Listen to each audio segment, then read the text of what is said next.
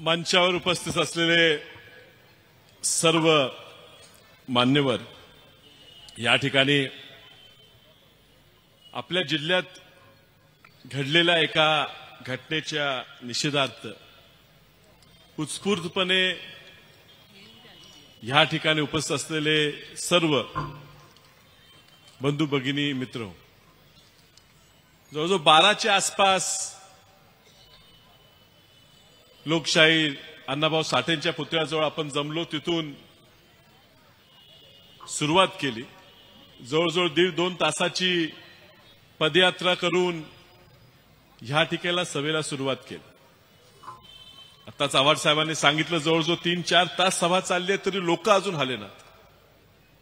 मला मधल्या थोड्या वेळेत आमच्या कारखान्याची जनरल बॉडीची सभा होती, त्या ठिकाणी जावं लागलं. आणि त्यामुळे कुणाच्या मनात असा विचार असेल की विशाल पाटील कुठे गेले तर ती शंका नसेल. मी ह्या ठिकाणी आलेलो आहे त्याचं कारण मी कुणासाठी आलो, मी राजराम बापूंकडे बघून आलो, मी कुसुमताईंकडे बघून आलो. पण तुम्हाला इतिहास माहिती आहे, तुम्हाला संघर्ष माहिती आहे. ह्या जिल्ह्याने राजकीय संघर्ष खूप बघितलेले आहे. वसंतदादांचा आणि राजाराम बापूचा कदाचित नवीन पिढीला जुना इतिहास माहित नसेल, पण कधीतरी त्या विधानसभेच्या प्रोसिडिंग जर वाचल्या, डिबेट्स जी चर्चासत्र झाले त्याचे जर तुम्हाला लेख मिळाले तर वाचावेत. वैचारिक एवढा मोठा मतभेद होता. आज राजराम बापू जाऊन 40-50 वर्ष झाले, वसंतदादा जाऊन 40 वर्ष होत आहे. अजूनही कदाचित तो वैचारिक वाद आहे. तिसरी पिढी आली तरी आम्ही लढतोय, आमच्यात संघर्ष आहे, आम्ही नाकारणार नाही.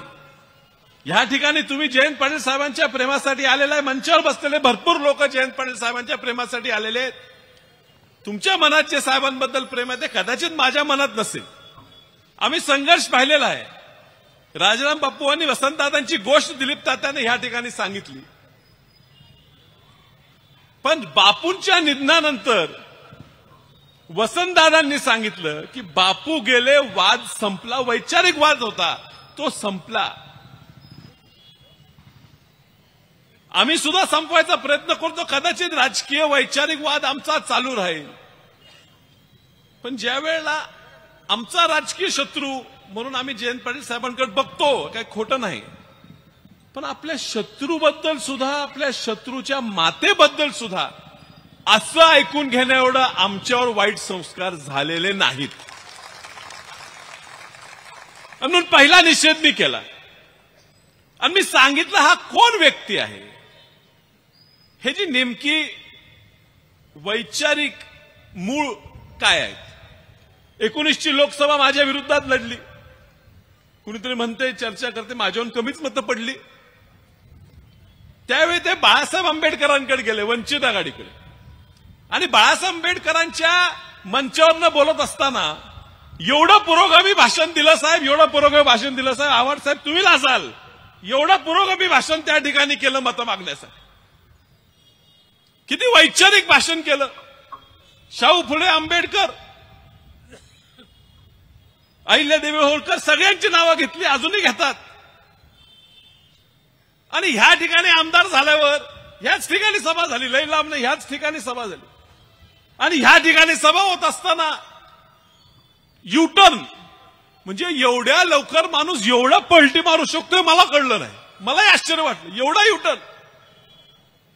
पण त्याची भाषणं झाली, त्या भाषणात त्यांनी बोलावं, माझ्यावर बोलावं, किती बोलावं, जयंत पाटील साहेबांना बोलावं, आम्ही एकमेकावर बोलू, तुम्हाला आमच्याबद्दल काय बोलायचं आहे ते बोला.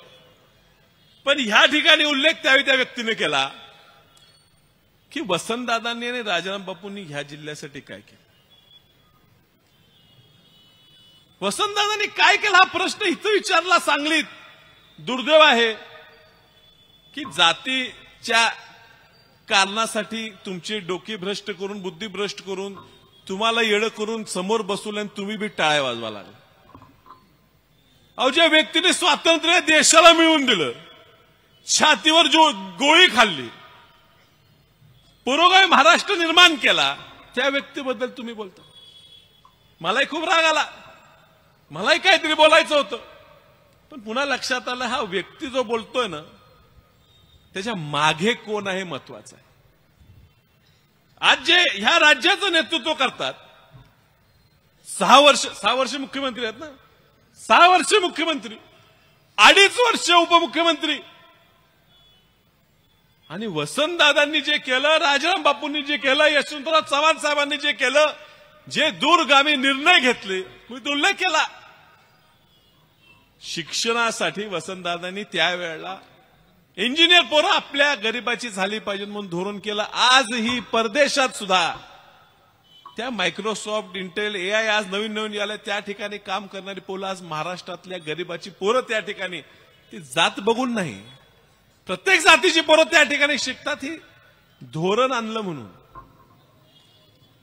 पाणी अडवा पाणी जिरवा धोरण आणलं. पण आता ह्यांच्या विरुद्ध बोलायची गरज का पडली? कारण तुम्ही 8.5 वर्ष मुख्यमंत्री उपमुख्यमंत्री राहून सुद्धा एकही ह्या राज्याच्या फायद्याचा निर्णय तुम्हाला घेता आला नाही.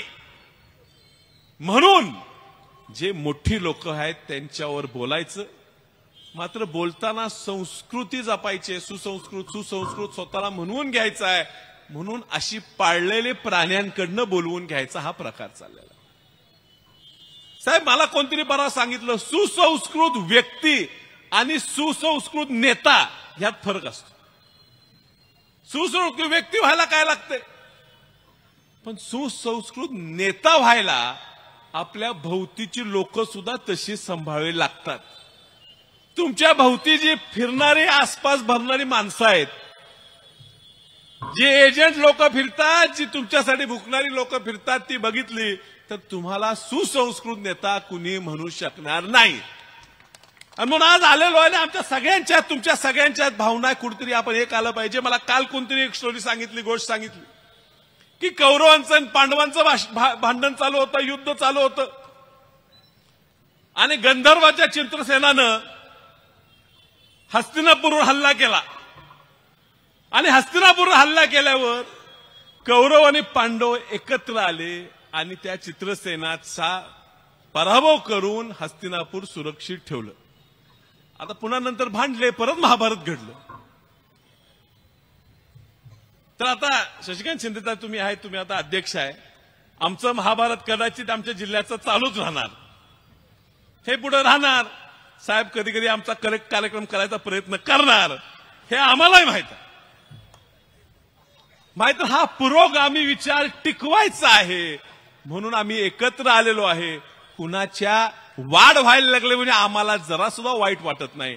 हा जिल्हा, हे राज्य चुकीच्या दिशेनं चाललंय हे जो वाईट वाटते, म्हणून आम्ही सगळे एक आलेलो आणि आम्ही एक राहणार. खूप बोलायचं आहे, मात्र जरा मी उशीर आल्यामुळे मला नंतर तुमच्या प्रमुख वक्त्यांच्या नंतर बोलावं लागलं, याबद्दल तुमची क्षमा मागतो आणि लवकर माझं भाषण आटोपतं घेऊन आपल्या सगळ्यांची रजा घेतो. नमस्कार.